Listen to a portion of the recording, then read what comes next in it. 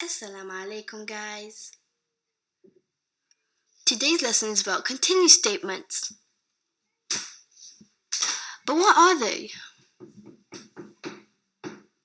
In coding, the continuous statement is used to skip the current part of the loop and the program will go to the next part.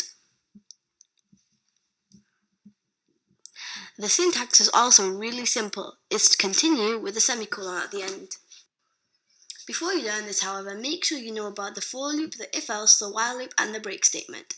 When the compiler encounters a continuous statement, it understands that as carrying on with the task and repeats the for or while loop. Here you can notice the code. We have the continuous statement incorporated. Okay, that's it for this video. Did you know that over 6,000 new computer viruses are made and released every month? Make sure to like, comment, share and subscribe. Thank you for watching and I'll see you in the next video.